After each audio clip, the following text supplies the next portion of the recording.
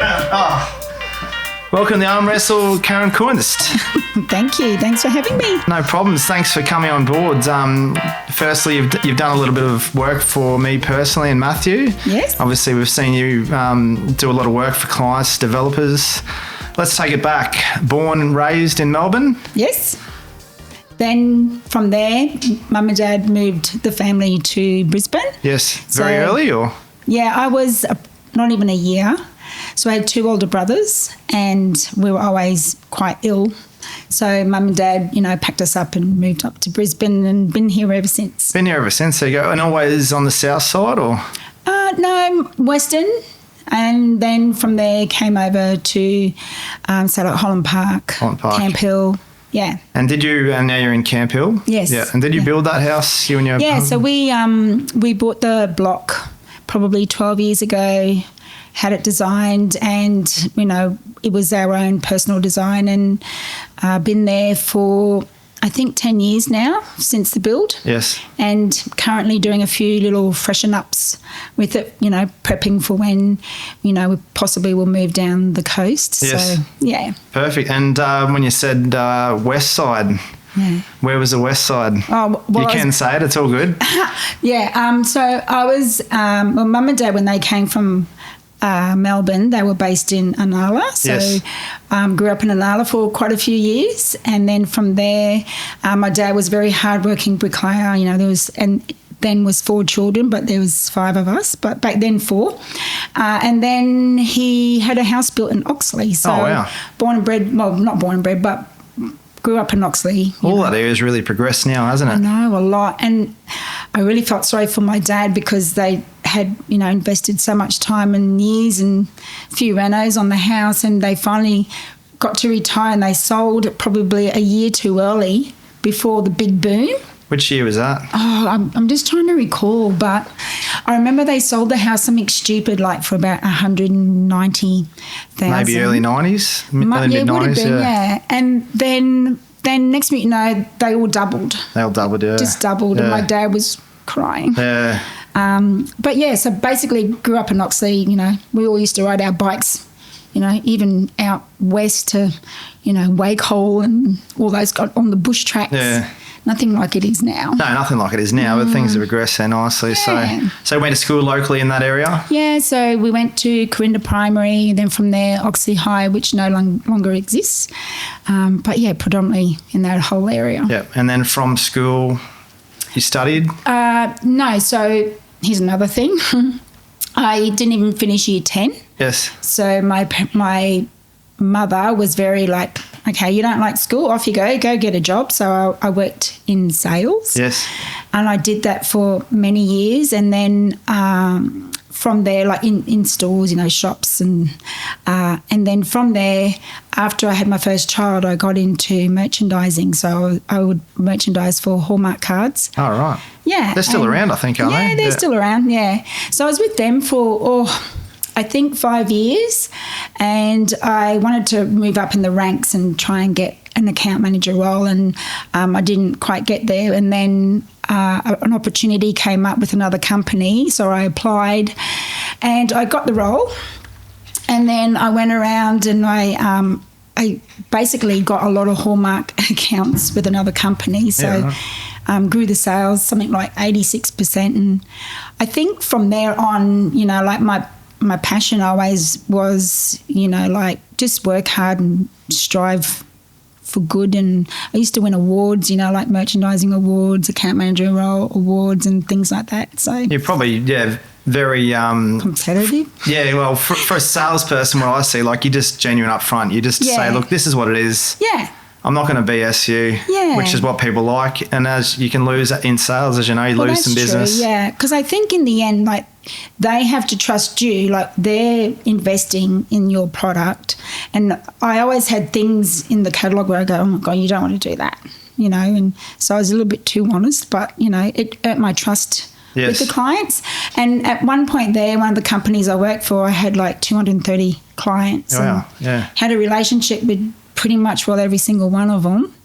And that's, I think, the part that I like I guess going into the role I'm in now too is that you build a client relationship with everybody, and that always brings repeat business and repeat clients. And, yeah, that's good. Yeah. And then so you sort of transitioned from that to interior design 6 years ago? Well, yeah, so I've been doing it for 6 years, but 7 years ago I was in a role, wasn't quite happy there, and decided I'm just going to just leave and look for another role and maybe do a course. So at that point, my husband's workmate, his wife is head of architecture at Queensland TAFE. Yes. And there was a course coming up in 3 weeks' time. And when I gave up that role, I was going to have a break for a little while because I've just worked full-time my whole life, even through my children, and was going to have a bit of a break because I've never really had one. And next thing you know, 3 weeks later, I'm enrolled in a course full-time at Queensland TAFE, well above my ability with computer skills. Like I just knew the basics, really. So was most of the previous job just purely over the phone? Yeah, that, just email. There was, your spreadsheets for your budgets, and, you had the Excel sheets, and then you had timetables and all that kind of thing. But nothing like what I was tossed into as an mature age lady, I guess. Yes. Like learning the computer. Like CAD and that sort of stuff? Yeah, so Revit. I learned Revit. So I learned very quickly that, I was struggling with the Revit. So I reached out to the the teachers, and I said, are there any tutors about? Because at the time I did my course, my husband was fly in, fly out. My youngest daughter was travelling overseas, and then my eldest daughter was living in Melbourne. So I'd be at home at night just like, yeah, right. Oh my God, how do I turn this into a PDF, and how do I submit this? So for me it was quite difficult. But yeah, I even, for one of the assignments, I went to the library and I said, can you please show me how I do A, B, C, D, and E?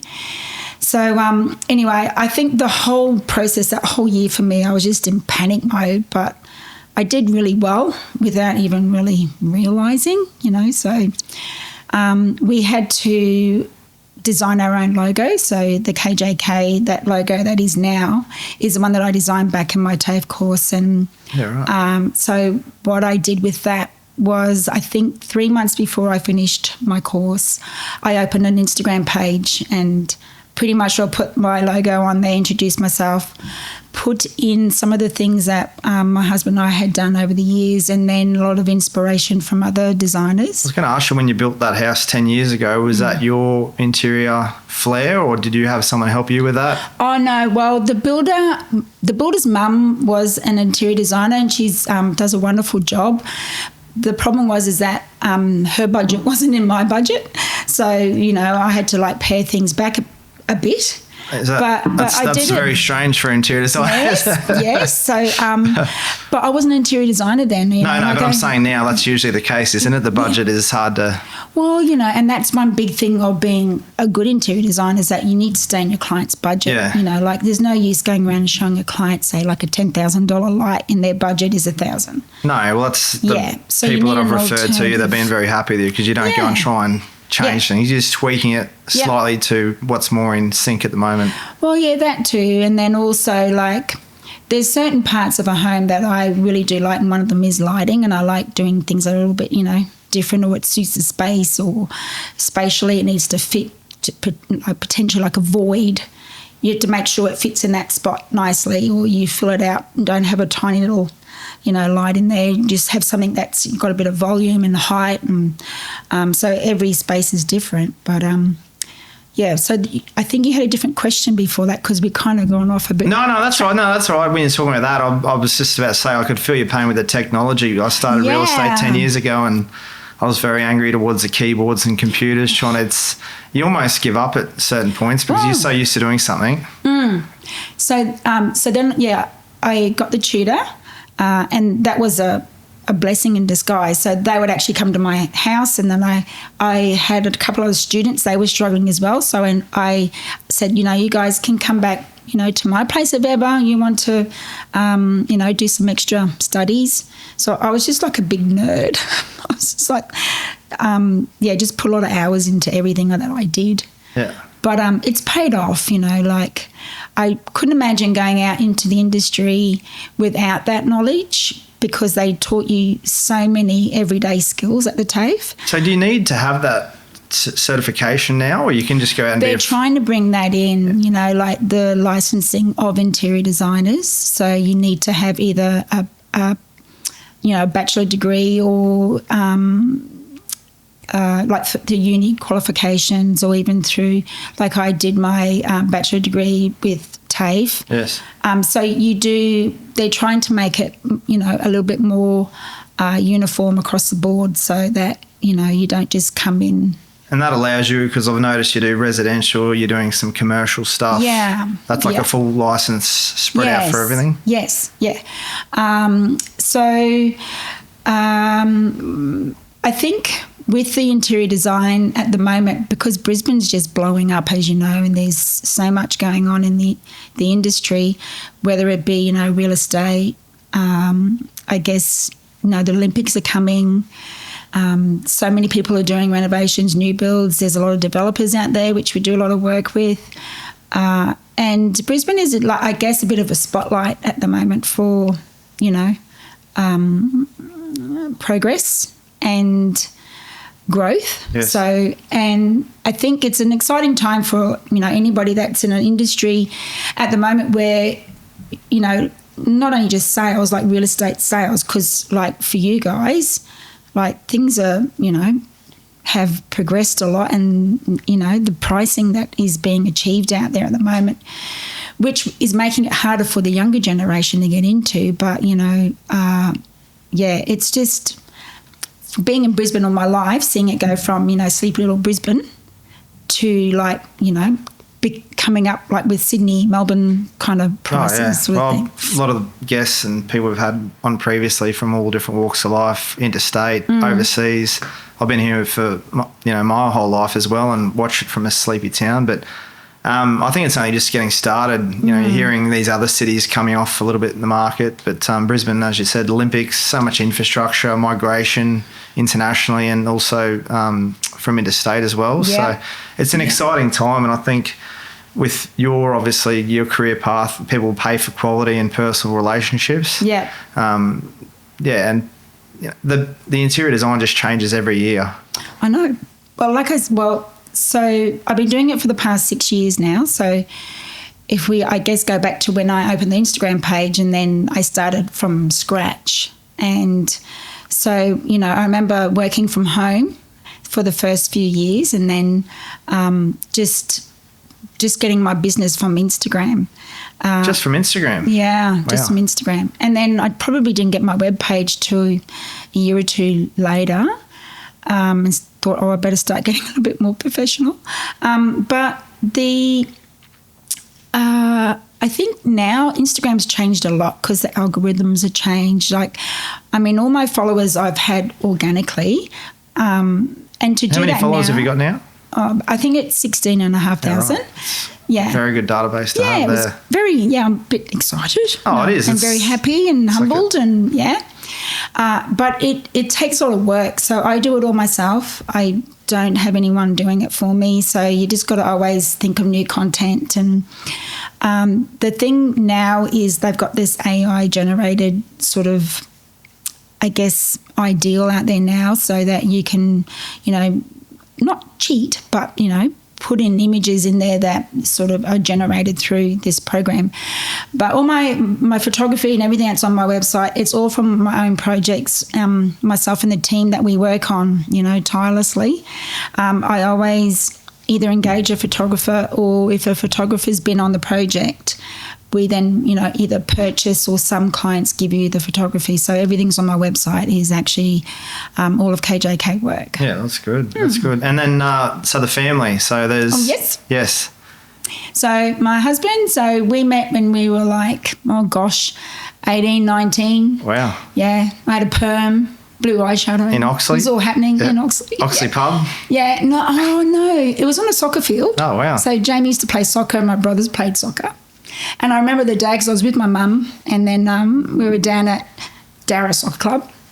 And that's how I met Jamie. So we, after 6 years, we got married. So this year we're married 32 years. Wow. And yeah, sort of, whoo.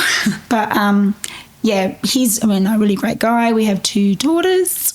So Larissa's my eldest. So she's just opened in the front of my studio a store called Array Store. She's very like Melbourne vibe. She lived down there for about 6 years. Yeah. So it's very sort of. Is it clothing?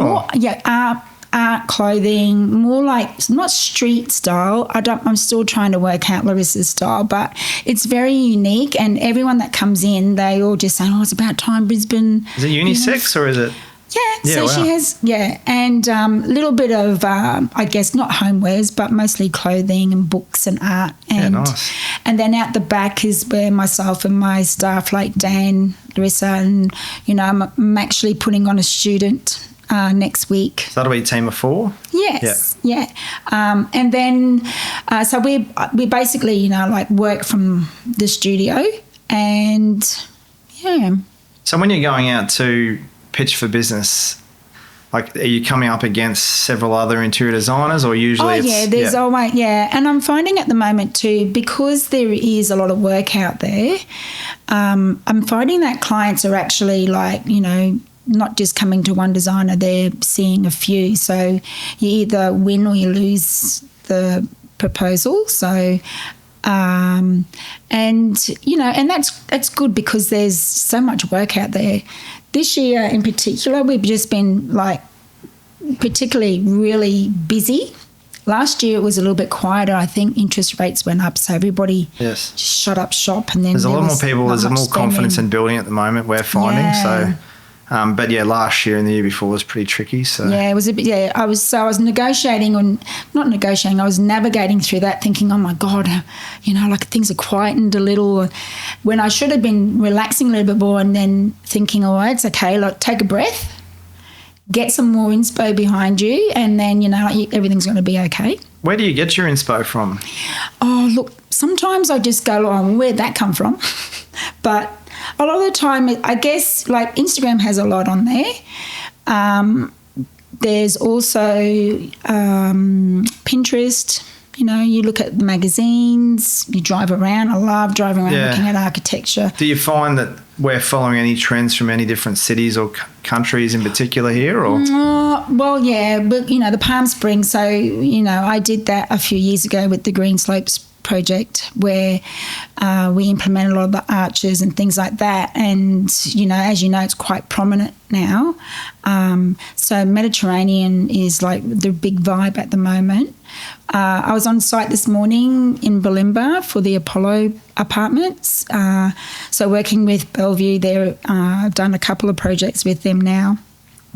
Same thing, you got the travertine, the rendered walls, all that kind of thing. So, that's a lot of that at the moment. Yeah, it's almost like that Palm Springs sort of not come and gone, but it was been so quickly to migrate to that Mediterranean. Yeah. The weird thing is on the south side, they're a lot more advanced than the north side. Okay. There's so many more new builds and stuff, so we tend to sort of follow the south side on the north side. Yeah, because obviously I've done work with you guys, so a lot of them are your Hamptons or coastal style homes. I find doing, can't even count how many at the moment in Camp Hill and Coorparoo, and they're all pretty much contemporary homes. Yeah, they're going full contemporary again. Yeah, pretty much so. And then they're also embracing a little bit of darker interiors, which is quite welcoming. For the last few years, everything's just been white and oak, and which is beautiful. I think we've got one coming up in Pilliga Street with you, which is quite dark, which I went and checked out the cabinetry, which looks good. People just people want something different. Yeah, They're a bit sick of that whole vibe. Yeah. But it's tricky from... If you want to appeal to the masses, you need to be more neutral, I guess. Yes. And be safe. And then that way, again, when the client comes in or the purchaser comes in, then they can change what they like, really. You know, so it could be as easy as painting a wall a darker colour or... But, yeah, I just find that of late, a lot of the homes we do with developers are split blocks. Yes. So we just do one light and one dark. Yes, scheme. yeah. And then similar facades still? Or? Yeah, we try and change them up a little bit so that, you know, there's a bit of point of difference because you don't want to be rocking up to your house and then, you know, oh, is that mine or is that... Well, it used to be 10 years ago, you get a split block, one would be contemporary, one would be sort of traditional, but now it's sort of changed. Yeah, it's changing a little bit. Like Hamptons will always be, you know, big, always will be. But just at the moment, the current projects we're working on, we probably have about 3 out of the 20 that are Hamptons. Yeah, right. And are they all, if you don't mind me out, they're all square set? Some are. Yeah. I'm finding at the moment square set's sort of back in again. Yeah, square set's amazing. It's very clean. A lot of 3 metre high ceilings, 2.7. Yeah, I was about to say, and anything sort of circa 3 is all 3 metres downstairs, 2.7 up. Upstairs, yeah. Makes a big difference, that ceiling height. It does feel nice when you're in the space.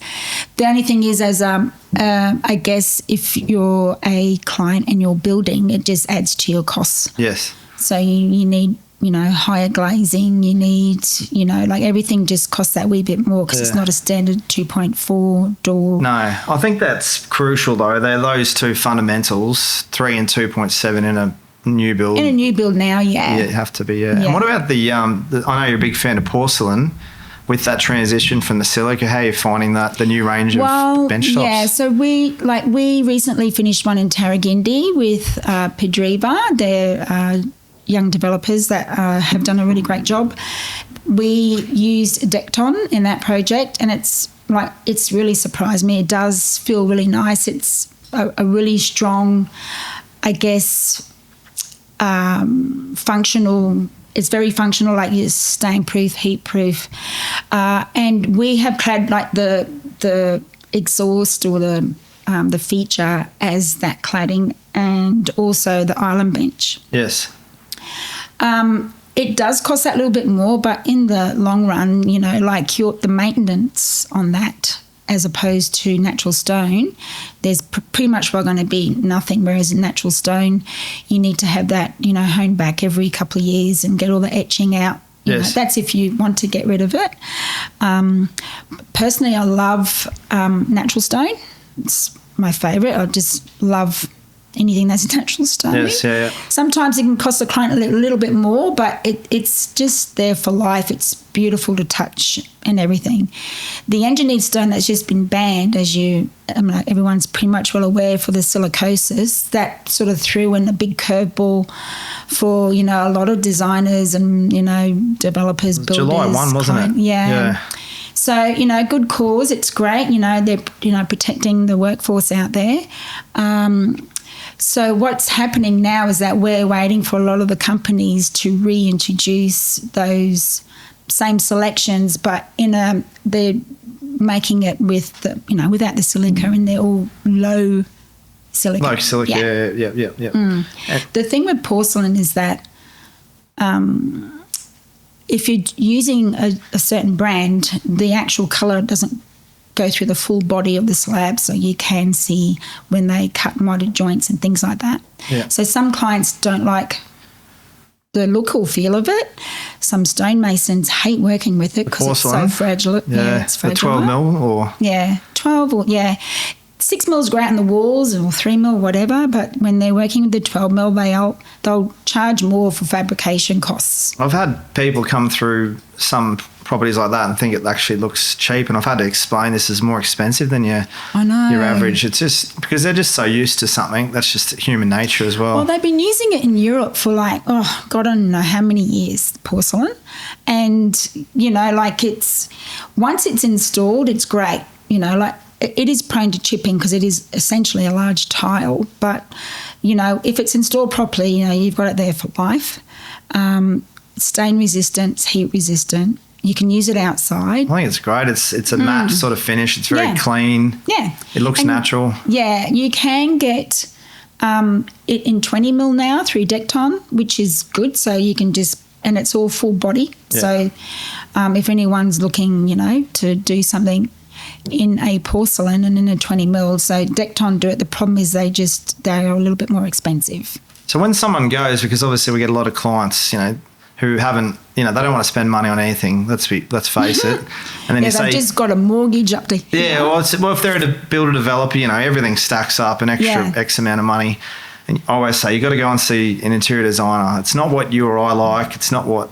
Like, these trends are changing every 3, 6, 12 months. You really got to be ahead of the curve.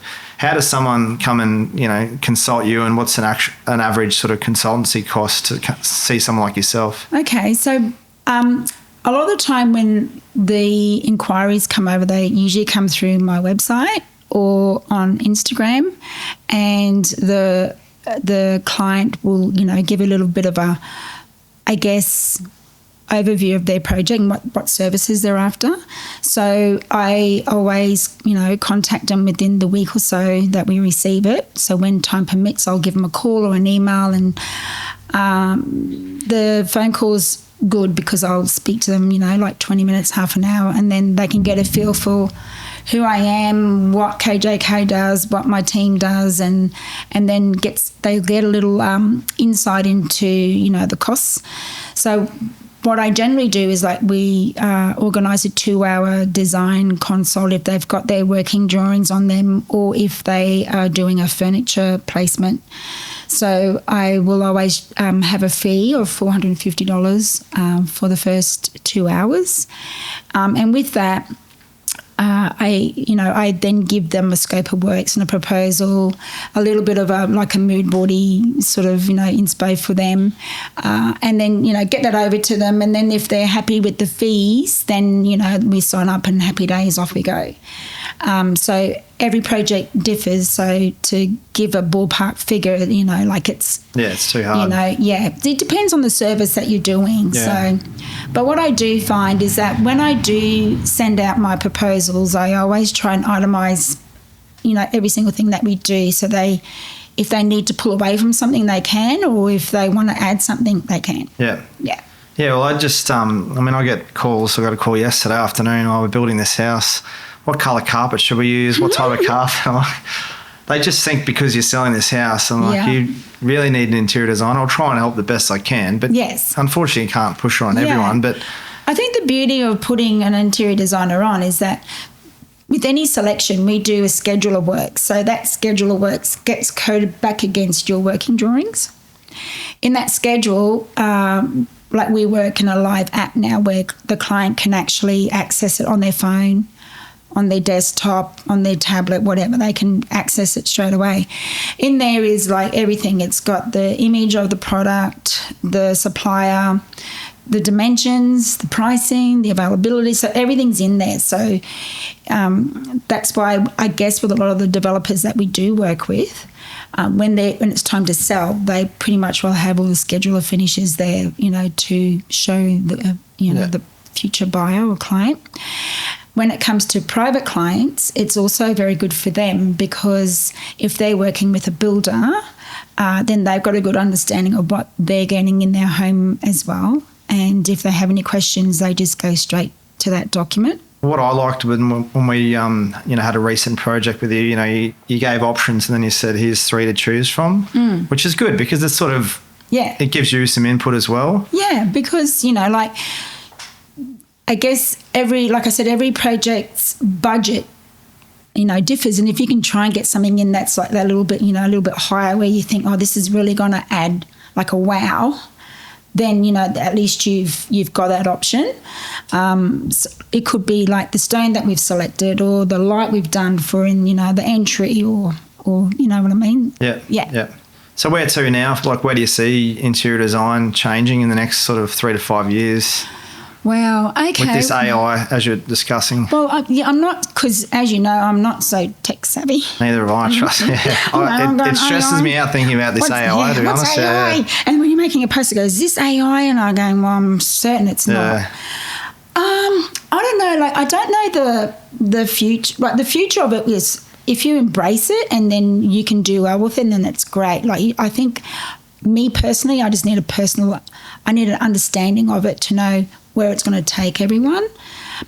I'm not sure if it's a great thing because, you know, like I did have someone show it to me actually yesterday, and then, you know, you just ask it a question and boom, it just spits everything out for you, which is great if you're running a busy practice, like myself, where I find like, you know, trying to fit everything in the day is pretty hard. And then as well as being creative, you know, working with your team because, you know, Dan's a very pivotal part of my team. He's been with me for 3.5 years. Yeah, he's full-time, and he's amazing. He's almost like my brain, the poor guy. And then, you know, then I've got Larissa and then bring on a new team member. Then you've got the admin hat. Then you've got the social media hat. Then you've got I've got to clean the studio hat. Yeah. You know, you've got so many hats. And then to see this typed in, and then it just gave me like a full... Was it accurate pardon? Was it accurate to what? Like, do you think it could be used? I think in some instances it can, And I just think, wow, you know, like it gave me a whole month of what I could be doing. Yeah. So, you know, I think it could be a good thing. You just need to know how to use it. Yeah, but not rely on that, which is... Well, you know, that's unfortunately how I guess the world's coming to, right? Like everything's like social media based. It is. There's still a place for service and experience, you know. Like, well, I'm hoping so, you know, because without that, I mean, like you do need. Doesn't matter what business you're in or what you're doing, there still needs to be an experience. Well, there's a lot of young real estate agents coming through, and you know, and the market's good. They put all these flash videos out, but you know, they're not selling all the stock that they've got because you can't just rely on this flash video. You've got to be there negotiating. The market's changed. It's a lot of experience. Behind the scenes. There is, So I still think everything in our industry, you know, you'll still need that personal touch. But as you said, embrace it, use it. But if you use it right by the look of things, I think it could be a great tool. So, like I said, I just need to explore it a bit more. Yeah. So if you were to build a house right now in Camp Hill and sell it for, say, $4 million, $4 million, what would you be doing different to what you did a year ago? What advice? As in, do you mean like in the design? Interiors, facades. Don't worry about the floor plan so much, but more. What would I be doing differently? Well, because I work with so many clients, you know what they all want. It's a typical 5-bedroom, 3-4 bathrooms, double garage. They all want a butler's pantry. More the finishes. Oh, the finishes? Finishes, and facade. Would you be going full Palm Springs, Mediterranean, planter box gardens? Look, I think with the planters, they're beautiful, they're amazing. There's a lot of maintenance involved in those. If you get it right, then, you know, you'll have it for life. I do know when they first started coming out, we did one on Lloyd Street with the clients I worked with, and he was explaining like how hard it was to, you know, to build it all out, and, you know, you need to waterproof it and all that kind of thing. So it does cost a little bit more in your construction. What I think I would do differently is... you know, like there's a lot of white on white. It's just white. So is add a bit of, not so much colour, but even like, you know, other materials like brick. Yes. You know, you don't see that very often, and that's because of the cost. If you could use like a, you know, like the seconds bricks or whatever they call them, you bag it and paint it, and, you know, that could be quite a different look for the area. You said your dad was a bricklayer. There's not many bricklayers around now. No. A dying breed, but I think it's coming back. Yeah, well, I just came from site this morning, and, they're cladding this particular wall, but the tilers are doing it, you know. Doing the what? It's like a face brick. Ah, okay. Yeah, so the tilers are doing it. So it's like, It's like really thin? Yeah, so they're about 10 mil. Yeah. And then, so that just gets clad on the front rather than having a, you know, full foundation. You know, you dig in, you know, into the ground and you use your concrete foundation and you build on that. These get applied to the wall. So, and it comes at a cost. So, you know, like we're currently working on a home that's started, and that will have a bit of brick in there. And then as soon as you go, like the pricing, you just go, oh, okay, well, we might need to cull that a little bit. So it's hard because you start doing the brick at the front, and then you got to do the front fence brick, and then you got to add it in the back somewhere. Yeah, so you need to incorporate in other areas, which we've done, but we just culled it in a few areas, but for cost reasons. Really. I'm excited about the one you've done recently, and with a lot of the brickwork, that contemporary one with the black interiors over at Pilliga Street. Oh, yeah. Yeah, really excited to see that because it's something different. Yeah. And it's going to be interesting to see how the market responds. Yeah, and the client, he's so fun. Like, I've been working with him with the project, and he's open to new ideas. Pardon? He's very open to new ideas. Yeah, and it's good. I love that because I guess it's really funny for me. Like, someone asked me this question, earlier today, and they said, well, it's so hard for people to see how it's going to look in the end. And I said, it's really strange, but for me, like, I can walk into a space and I can already see it finished. I don't know. It's just a weird thing that I have. But, with Pilliga, I gave, Jason some ideas, and I said, well, how about you do A, B, C, D? And he was just like, yes, yeah. So I like that. Oh, it's great because that's your specialty. He's got his specialty. So if everyone's putting their 2 cents in and working together. And you work as a team. Yeah. So, teamwork's like essential, I think, because, I've worked on projects where it's just been, like not very nice experiences. Yeah. And I just think, well, this is not my home, it's yours. I'm here to assist and help elevate your home. And, and sometimes, you can get a client where you just need to walk away. Yeah. And I have experienced a couple in the times in the years I've been working. But I think, if everyone sort of collaborates together, you end up with a really good result. Oh, yeah. Well, I remember when we did, we became so reliant upon you. It's like, you got to call Kaz. Is it the off-white or the second off-white, or is it the French pattern or the matte? But it's because we trust you and we know, you know what you're doing. It's, even though it's painful for you, it's like a compliment because it's not painful. I always laugh when you guys ring up. Oh, here we go. I know what it is this time. It's hard to be when we're scattered, but if there's full trust and transparency, that's, a little tweak of the wrong colour or the wrong. But that's where the schedule is very imperative. So like when, sometimes like with you guys, like we'll give you a schedule but it's only for certain parts of the home. So when you have the full schedule for the full house, that's when things run smoothly. Yeah. Yeah. Yeah, that's true. Yeah, cool. No worries. Well, no, next time it's like full. Next time, I don't know how these things work. And like you with computers, it's a 50-page document. I know, but like everything that we've done with you guys you've done really well with the sales and everything, and had good feedback. So that makes me feel happy. Oh, that's good. But I just see what we did then and what we're doing now and the next few. It's changing so quickly. Yeah, because you were talking before about trends, and like Crazy Pave is still massive. Yeah. People putting in laundries and bathrooms and which is amazing at first, but it's a natural stone, so over time that's the trab or the porcelain one? The porcelain, no, you wouldn't have problems with. No, you don't have to seal that either. No. Well, you do have to seal the natural side. The porcelain, so that's what we just use, that 10 mil porcelain. When you're doing the full trab, that's a different story. So. Because it's a natural product. It's it's carved out of the mountains. It's amazing, but you do need to keep them sealed. Yeah. Even if you're doing it as a floor out by a pool, in particular, because over time it blackens. So any plans to grow the team further? Yeah, well, so like I said, I'm putting a student on like next week, so we'll see where that goes, and then I'm thinking, I'm quite comfortable like where KJK is at the moment, and if the opportunity arises and there's more work in the pipeline, because at the moment we're at full capacity, we could probably take on another couple of projects for this year, but I think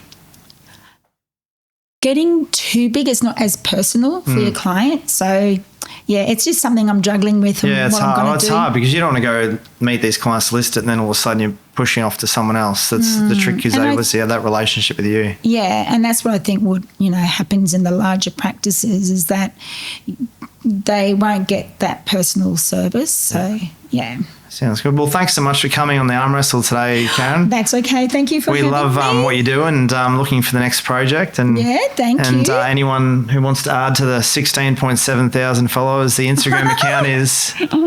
What's the account again called? Sorry? KJK Interiors. Interiors. Yeah, beautiful. Thank you. Thank you.